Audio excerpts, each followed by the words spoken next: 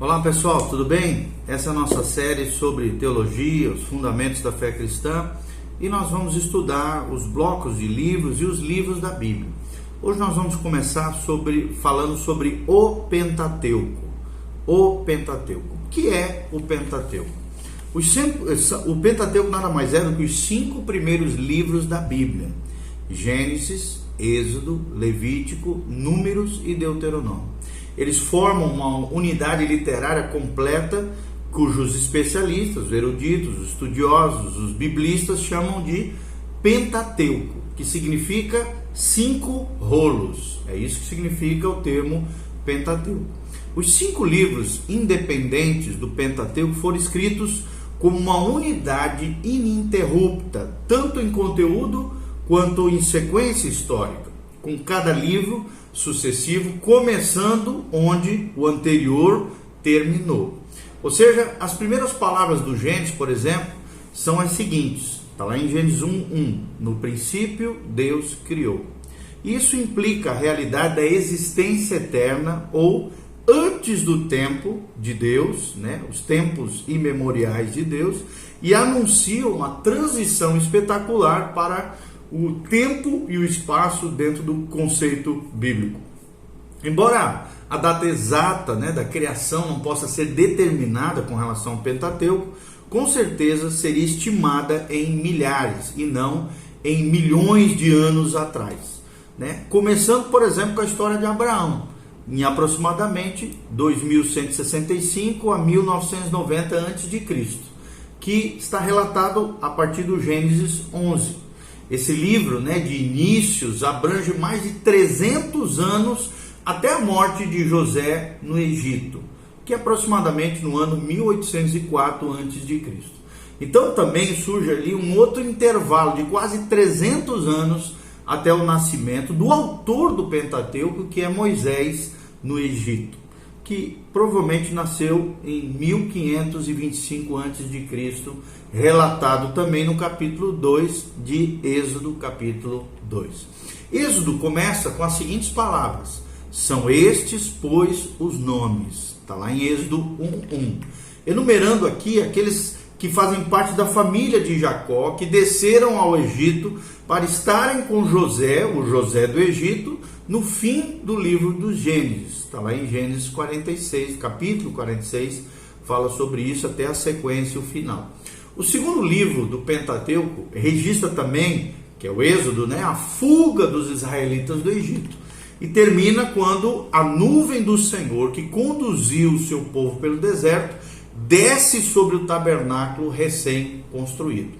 As primeiras palavras hebraicas, por exemplo, do livro de Levítico, podem ser traduzidas como: o Senhor chamou Moisés. Está lá em Levíticos 1:1.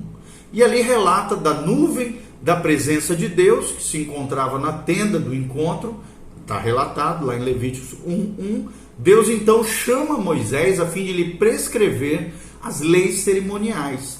E também dizia a Israel como é que eles deveriam se aproximar de seu santo Deus. Um Deus que é santo, o Yahvé, Jeová, Elohim, o El Shaddai, o Deus Todo-Poderoso. Então, Levítico termina com a seguinte expressão bíblica, está lá em Levítico 27:34. São esses os mandamentos que o Senhor ordenou a Moisés no Monte Sinai para os israelitas. Então nós vemos aqui ordenanças, mandamentos, ordens, cerimoniais para os israelitas. Já o livro de Números, que vem na sequência, de modo semelhante a Levítico, começa com Deus comissionando Moisés na tenda do encontro, dessa vez para realizar um censo na terra de Israel e preparando Israel para a guerra contra os seus adversários. O título desse livro é a palavra hebraica que representa com precisão seu conteúdo: deserto. Então, em virtude, por exemplo, da falta de confiança em Deus, Israel não quis enfrentar os seus inimigos militarmente para reivindicar a terra prometida. Mas, após 40 anos no deserto, por causa de sua rebeldia, Israel chegou até então nas planícies de Moabe para enfrentar os seus adversários. Então, apesar do fato de que em 11 dias se vai de Horebe a Cades Barneia, pelo caminho dos montes de Seir, conforme nos relata Deuteronômio 1:2.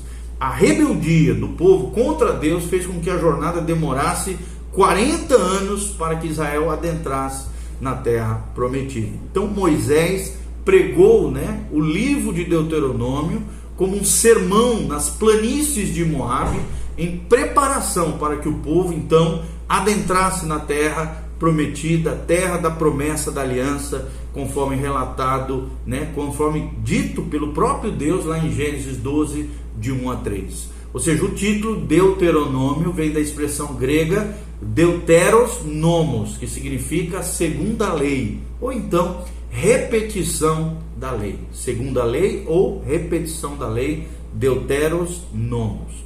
O livro se concentra, é claro, na atualização e, de certo modo, na reaplicação da lei às novas circunstâncias de Israel. Ok? Moisés também foi o autor humano desses 5 livros extraordinários, esse conjunto de livros que é o Pentateuco.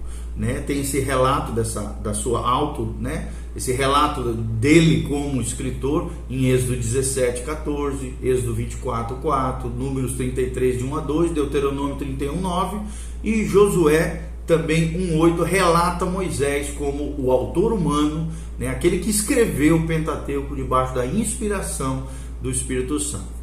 Outro título, para essa coletânea chamado de Pentateuco, também é conhecido como os livros de Moisés. Por quê? Porque por meio de Moisés, Deus revelou a si mesmo, assim como as suas obras anteriores e a história familiar de Israel e seu papel no plano de Deus para a redenção da humanidade através do Messias que viria, a linha do justo, conforme nós aprendemos. Então o Pentateuco é a fundação para todo o restante das Escrituras. Quando citado, ou referido milhares de vezes, tanto no Antigo Testamento como no Novo Testamento, o Pentateuco foi o primeiro corpo de escrituras inspirado de Israel. E é levado muito a sério pelos israelitas, pelos judeus, pelos hebreus até hoje. Durante muitos anos, somente ele foi a Bíblia de Israel, ou seja, a Torá, o Pentateuco, os livros de Moisés.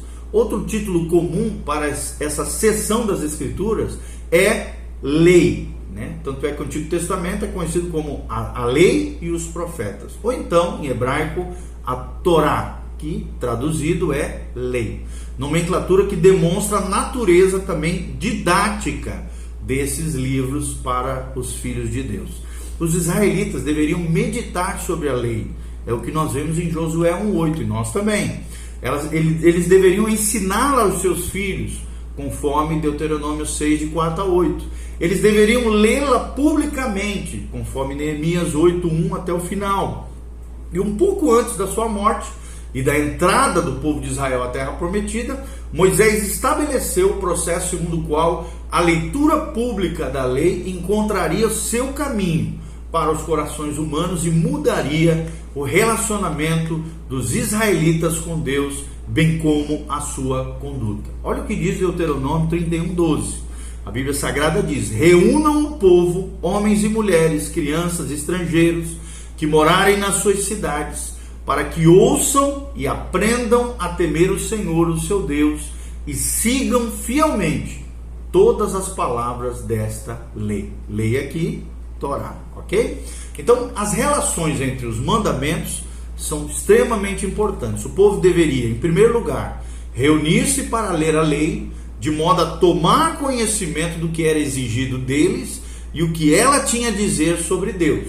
Em segundo lugar, eles precisavam aprender sobre o Senhor para temê-lo com base em um entendimento correto de quem Deus é. Em terceiro lugar, eles deveriam temer a Deus, a fim de serem corretamente motivados à obediência e às boas obras como filhos de Deus.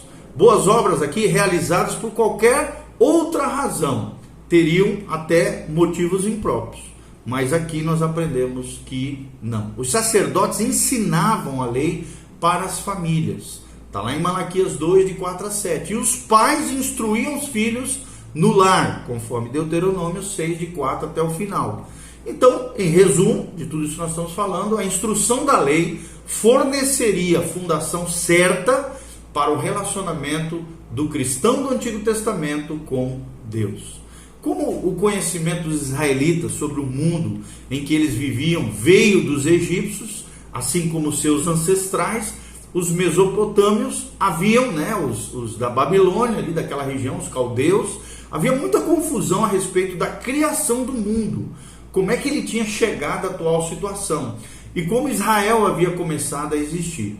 Então o Gênesis de 1 a 11 ajudou Israel, e não só Israel, muitas outras nações, a entender a origem e a natureza da criação divina, o trabalho humano, a origem do pecado, do casamento, do homicídio, da morte, da bigamia ou poligamia, do julgamento, da multiplicidade de idiomas, da onde surgiu, lá da Torre de Babel, das culturas e etc.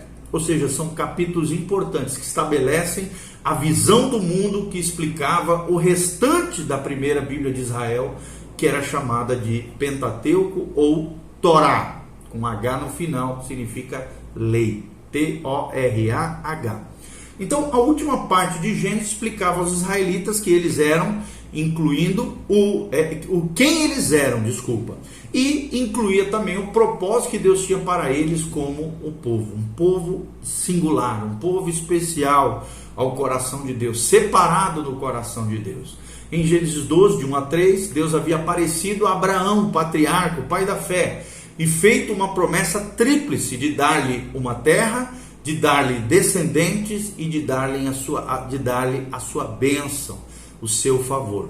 Anos mais tarde, durante uma cerimônia típica da cultura de Abraão, Deus remodelou a promessa tríplice em uma aliança relatada em Gênesis 15, de 7 até o final do capítulo. O restante do Gênesis trata do cumprimento dessas três promessas, mas se concentra especialmente na semente e nos descendentes de Abraão. A esterilidade de cada uma das esposas escolhidas dos patriarcas ensinou a Israel a importância da confiança, da paciência, de aprenderem a esperar como filhos de Deus no Deus de Israel. O restante do Pentateuco já fala sobre a maneira como as promessas de Gênesis 12 se expandem na aliança abrâmica e alcançam seus estágios iniciais de cumprimento. Êxodo e Levítico se concentram mais na bênção ou no relacionamento com Deus. Em Êxodo, Israel encontra o Deus de seus pais e é conduzido por ele do Egito até a terra prometida. Levítico realça o cuidado meticuloso que o povo e os sacerdotes, levitas e sacerdotes, deveriam ter para se aproximar de Deus em adoração, em cada dimensão da vida deles. Santidade e purificação vêm juntos em modos simples e práticos das rotinas diárias deles naquela época. Então, Números e Deuteronômio já se concentram na jornada e na preparação para a terra prometida. Então, todo o Pentateuco trata de muitas questões pertinentes ao relacionamento de Israel com o seu Deus, Elohim, Yahvé, mas o tema fundamental do Pentateuco são os desenvolvimentos iniciais dos cumprimentos das promessas de Deus feitas a Abraão. Ok? Então é muito importante nós compreendermos tudo isso que nós estamos falando. Ok?